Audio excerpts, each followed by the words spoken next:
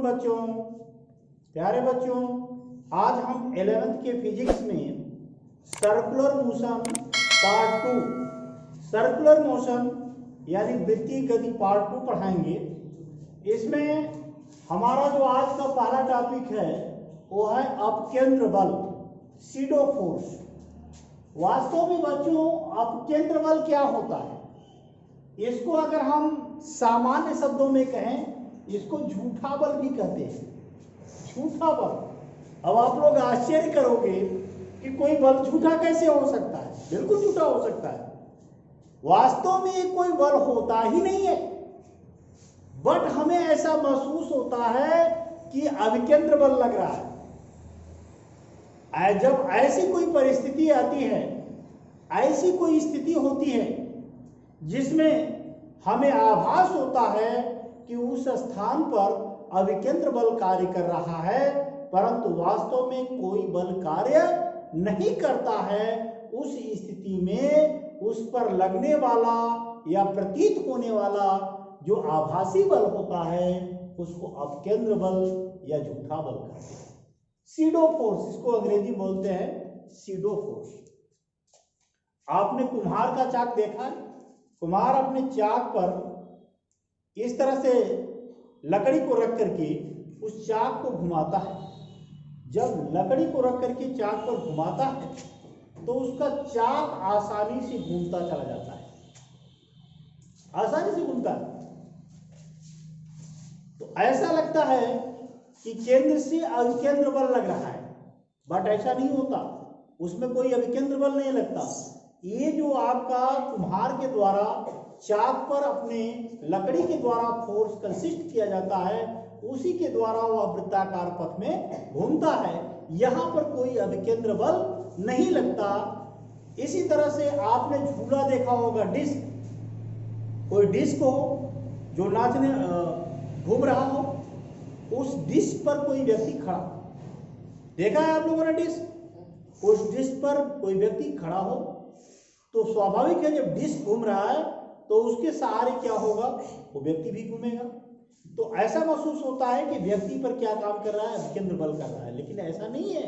वो डिस्क जिस बल से घूम रहा है उस बल के कारण ही वो व्यक्ति वो रोटेट होता है। तो उस स्थिति में उस पर कोई अभिकेंद्र बल कार्य नहीं करता। ऐसे बलों को हम क्या कहते हैं? अपकेंद्र बल या सीडो फोर्स कहते हैं। ठीक है बच्चों, अब आप लोगों ने अभिकेंद्र बल का दैनिक जीवन में बहुत एग्जाम्पल देखे होंगे। आप लोगों ने देखा होगा कि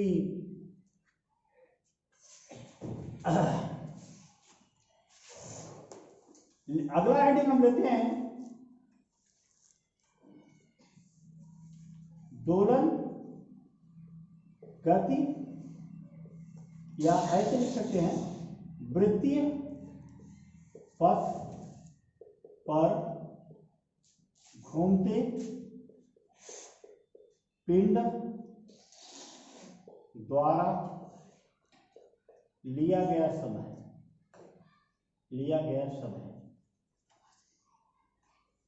या इसका आवर्त काल भी कर सकते हैं। अभी क्या है कि स्टैंड है, यहां पर एक कोई आपका ये पिंड है, इसको इस तरह से लटकाया गया और इस पिंड को एक वृत्तीय गति में इस तरह से ये रोटेट करता है। आर त्रिज्या की वृत्तीय गति में यह रोटेट करता है। आर त्रिज्या के इस तरह से वृत्तीय गति में क्या करता है? ये रोटेट करता है। इसकी त्रिज्या कितनी है? ये है आर। अब यहां पर वेट कितना है? यम। तो इसका वेट नीचे की ओर कितना कार्य करेगा? यम जी आपका नीचे की ओर कार्य करेगा। ये ऊर्ध्वाधर से थीटा कोण अंतरित करता है, थीटा को। तो इसका कंपोनेंट जो होगा इस डायरेक्शन में अगर देखेंगे बच्चों तो यम जी का थीटा हो सकता है बट हम यहाँ पर इसी को लेते हैं, ये जो रोटेट कर रहा है इसको ही हम लिखते हैं एक वृत्ताकार पथ पर ऑलरेडी ये गति कर रहा है। जब वृत्ताकार पथ पर गति करेगा तो इसमें सेंट्रीपेटल फोर्स यानी अभिकेंद्र बल कार्य करेगा। उस स्थिति में यहां पर जो डोरी का तनाव होगा बच्चों, डोरी का तनाव T है।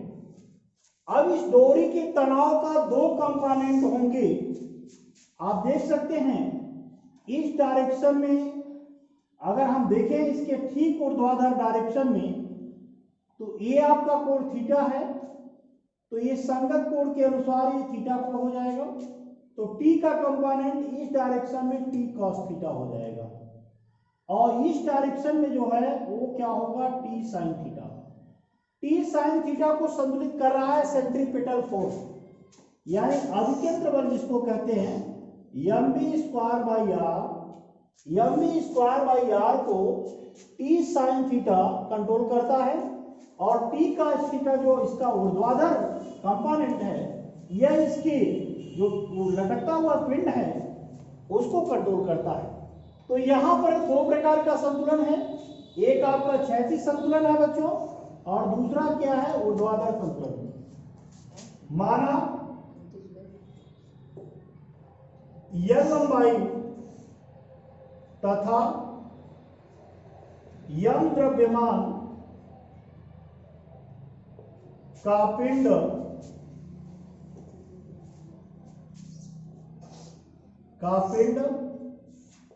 r त्रिज्या के वृत्ताकार पथ पर वृत्तीय गति करता है, वृत्तीय गति करता है। ठीक है बच्चों, अब यह वृत्तीय गति कर रहा है तो स्वाभाविक रूप से ये आपका देख रहे हैं इसके दो कंपोनेंट हैं तो दोनों का संतुलन करिए। ऊर्ध्वाधर संतुलन करने पर, ऊर्ध्वाधर संतुलन करने पर, ऊर्ध्वाधर संतुलन करेंगे तो T cos थीटा किससे कंट्रोल हो रहा है mg से कंट्रोल हो रहा है तो लिखेंगे T cos theta is equal to mg। This is equation first. Okay, और ये क्या है हॉरिजॉन्टल, तो हॉरिजॉन्टल को हम क्षैतिज बोलते हैं। क्षैतिज संतुलन करने पर, क्षैतिज संतुलन करने पर ये हो जाएगा T sin theta will be controlling from centripetal force mv²/r। Okay, अब क्या करना है हमको बच्चों, हमको यहां पर कुछ चीजें निकालना है। तो सबसे पहले समीकरण 2 में समीकरण 1 का भाग दे दीजिए। समीकरण 2 में समीकरण 1 का भाग देने पर डिवाइडिंग 2/1 क्या आएगा T sin theta divide by T cos theta is equal to mv²/mgr। M से यम का आपका कैंसिल, T से आपका T cancel, sin theta upon cos theta that will be tan theta v²/rg। v²/rg एक आपका तीसरा समीकरण हो गया। ध्यान दीजिएगा बच्चों, अब यह एक पूरा चक्कर में r त्रिज्या के वृत्ताकार पथ पर रोटेट कर रहा है। एक पूरा चक्कर में कितने डिस्टेंस को कवर्ड करेगा? r त्रिज्या के वृत्ताकार पथ पर रोटेट कर रहा है, एक पूरे साइकिल में कितने डिस्टेंस कवर्ड करेगी? 2πr। Okay good. तो एक चक्कर में लिया गया समय t बराबर क्या हो जाएगा बच्चों? t बराबर आपका हो जाएगा 2πr अपान v। 2πr अपान v। यहां पर आप लिख सकते हो अब यहां पर आप अगर चाहो तो दोनों तरफ वर्ग करने पर ये हो जाएगा टी स्क्वायर बराबर 4 पाई स्क्वायर आर स्क्वायर, या इसको वर्ग ना करो, डायरेक्ट भी आप लिख दो, कोई दिक्कत नहीं है। 2 पाई आर, बी की वैल्यू क्या है, बी स्क्वायर बराबर इतना है तो करड़ी में हो जाएगा under root r g tan theta, ये हो जाएगा आर जी tan थीटा। अब यहां से इसको हम काट सकते हैं, t इक्वल टू हो जाएगा 2 पाई, आर को अंदर ले जाओ, r square upon r g tan theta, एक आर से एक आर कट गया, t इक्वल टू हो जाएगा 2 pi under root r upon g tan theta. tan theta तो हमको मालूम है। अब यहां से हम देख सकते हैं इस धागे की लंबाई कितनी है यल, और ये त्रिभुज यहां पर क्या होगा 90 अंश होगा, ये आपका आर है। तो बताइए आर और यल में क्या संबंध होगा, इसको हम समीकरण क्या लिखेंगे, आप समीकरण 3 से। अब आप बताइए इसमें रिलेशन क्या होगा, इसको समीकरण 4 करते हैं, बताइए जल्दी से। ट्राइंगल अगर इसका नाम लिख दें, यहाँ पर ए बी सी, यहाँ पर ओ, तो ट्राइंगल ए ओ सी की हम चर्चा कर रहे हैं। ये आपका ट्रिग्नोमेट्री से होगा ट्राइंगल ए ओ सी में। बताइए आपको, ये कोण थीटा है, इसके सामने का ये जो सम्मुख साइड से है वो क्या होगा, परपेंडिकुलर होगा, ये क्या होगा, हाइपोटेनस होगा। तो साइन थीटा बराबर क्या होता है, आर अपान यल हो जाएगा, परपेंडिकुलर अपान हाइपोटेनस, परपेंडिकुलर अपॉन हाइपोटेनस। तो यहां से हो जाएगा आर बराबर यल साइन थीटा। अब इन दोनों समीकरण को मिक्स करो, समीकरण 4 और 5 से, समीकरण 4 व 5 से, समीकरण 4 और 5 से क्या मिलेगा, इसको जब मिक्स करोगे बच्चों, बताओ आप लोग क्या मिलने वाला है इससे। तो ये हो जाएगा t equal to 2 pi l sine theta, यहां से आपको g tan थीटा को क्या लिख सकते हैं, साइन थीटा बटा कास थीटा। तो कास थीटा आपका ऊपर चला जाएगा, ये साइन थीटा से साइन थीटा कट गया, इसको हम क्या लिख सकते हैं, t बराबर 2 पाई अंडर रूट यल कास थीटा अपॉन g। यही आपका फार्मूला बनेगा, ये आपका अरिष्ट फार्मूला है। ओके बच्चों, तो ये आपका एक छोटा सा फार्मूला प्राप्त हुआ है। अभी फिजिक्स में बहुत से फार्मूला है, फिजिक्स जो है वह वास्तव में बिना मैथ के नहीं चल सकता। Those persons we are unknown about mathematics, they cannot study of physics. Okay, ये सबको समझ में आया। अगला टॉपिक हम लेंगे, अगले टॉपिक की ओर हम जाएंगे, इसको आप ध्यान से देखें और इसको हल करें।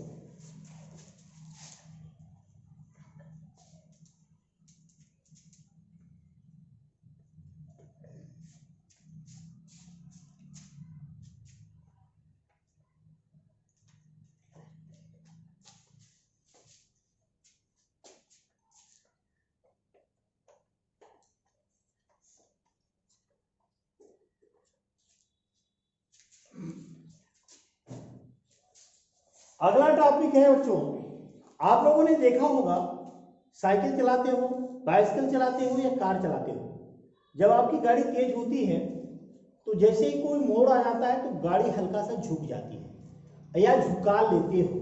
अगर ऐसा ना हो तो आपकी गाड़ी गिर सकती है या पलट सकती है, एक्सीडेंट हो सकता है। नेचुरली कहीं भी मोड़ होता है तो चाहे बाइक हो चाहे आपकी बाइसिकल हो, आप हल्का सा तिरछा कर लेते हो। तिरछा जब कर लेते हो तो बैलेंस बन जाता है।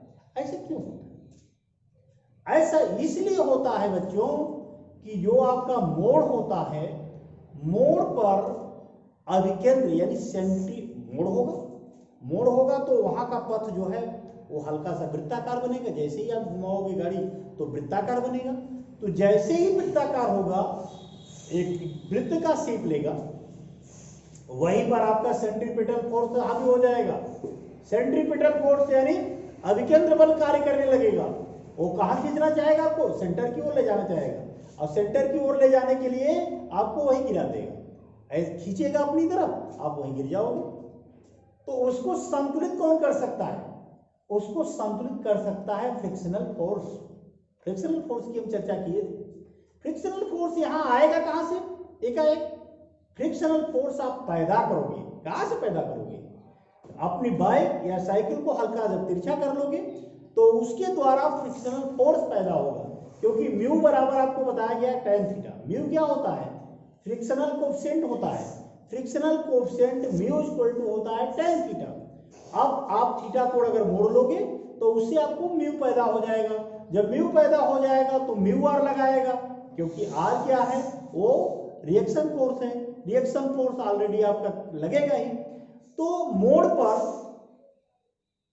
साइकिल अथवा कार का झुकाव, मोड़ पर संतुलन के लिए साइकिल अथवा कार का झुकाव, मोड़ पर संतुलन के लिए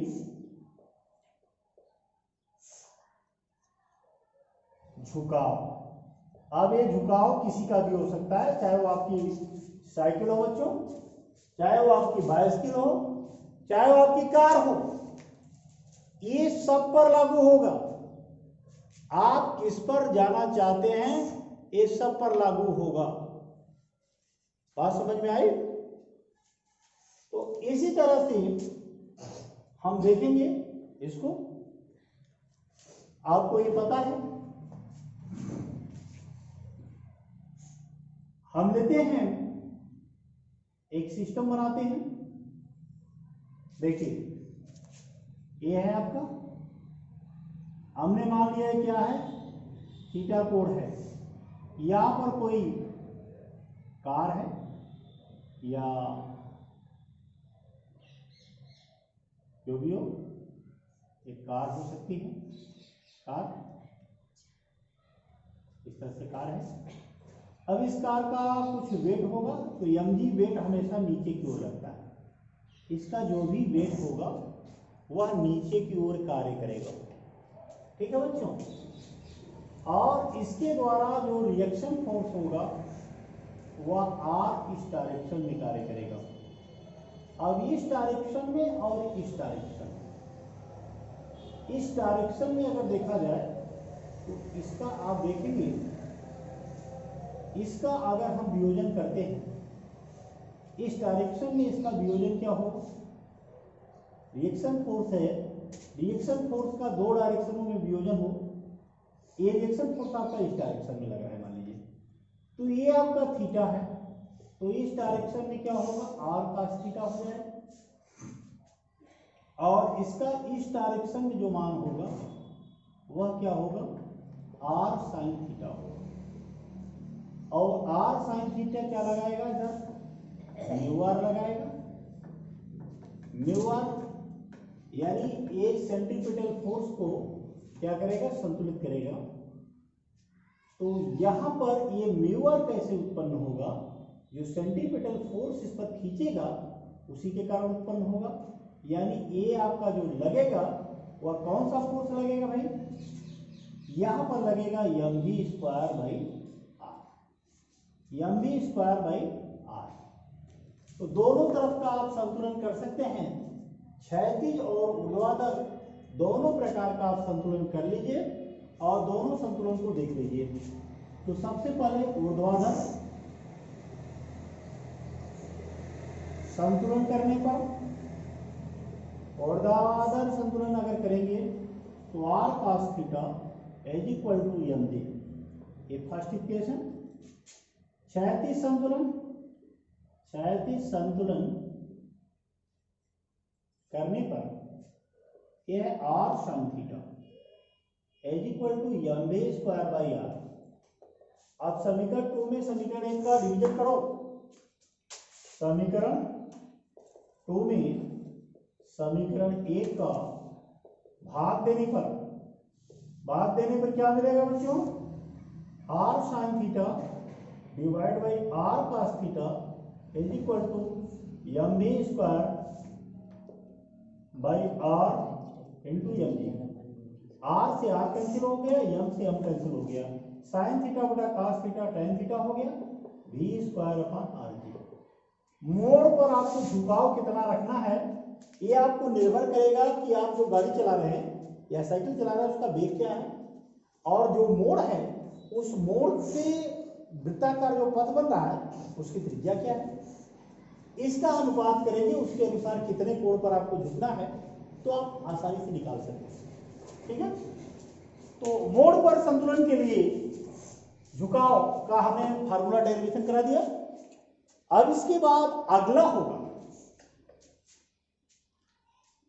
घर्षण बल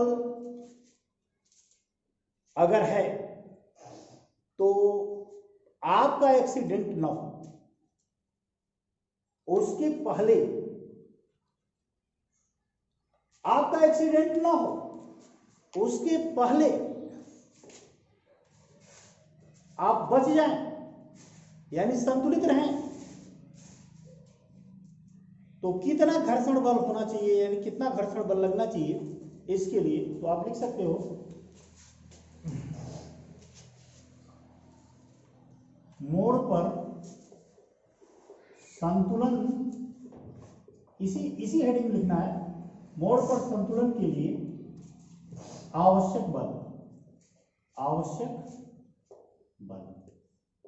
F बराबर होता है बच्चों म्यू आर। यह जो है कहां से प्राप्त होता है, F जो है वो घर्षण बल से प्राप्त होता है। घर्षण बल क्या होता है, म्यू आर होता है। अब आर बराबर क्या होता है आपको बताया गया, आर बराबर होता है mg, तो यहां से हो जाएगा F बराबर म्यू mg, यानी अगर एक्सीडेंट ना हो उसके लिए आपको इतने घर्षण बल की आवश्यकता होगी। अब कितना वेग आपको अधिकतम रखना चाहिए इसमें भी आप निकाल सकते हो। अधिकतम आवश्यक बल, आवश्यक वेग, अधिकतम आवश्यक वेग, कितना अधिकतम आवश्यक वेग रखें कि आपका एक्सीडेंट नहीं होगा मोड़ पर, तो उसके लिए आप निकाल सकते हो। आपको बताया गया है कि F बराबर है म्यू एम जी। अब हमको एक मालूम है F क्या है, what is F? F that is centripetal force. Do you know about centripetal force? It is mv square by r, it is mv square by r, mv square by r is equal to mu mg, here is cancel, v square is equal to mu rg। अब v equal to क्या हो जाएगा, under root mu rg, under root mu rg, यानी v maximum कितना वेग रखें कि आपका एक्सीडेंट नहीं होगा, तो v मैक्सिमम जो है वो हो जाएगा अंडर रूट म्यू rg। इतने वेग से अगर आप गाड़ी चलाएंगे तो आपका एक्सीडेंट नहीं होगा। तो ये आपको हमने 3 फार्मूला इसमें बताया मोड़ पर संतुलन के लिए झुकाव। तो ये तीनों फार्मूला को आप लोग अच्छी तरह से जान लीजिए, समझ लीजिए, एग्जाम के लिए भी इंपॉर्टेंट है, न्यूमेरिकल्स इस पर आधारित आते हैं तो उसके लिए भी आप लोग तैयार रहिए। इसमें एक बहुत बड़ा डेरिवेशन है, लगभग आपके 3 या 4 पेज का एक डेरिवेशन है, तो उसमें काफ़ी समय लगेगा। इस एपिसोड में अगर हम ले लेंगे तो ये वीडियो मेरा जो है लगभग 1-1.5 घंटे का हो जाएगा, इसलिए 1 घंटे से ऊपर जाएगा, इसलिए हम उसको अगले दिन लेंगे। तब तक के लिए थैंक यू।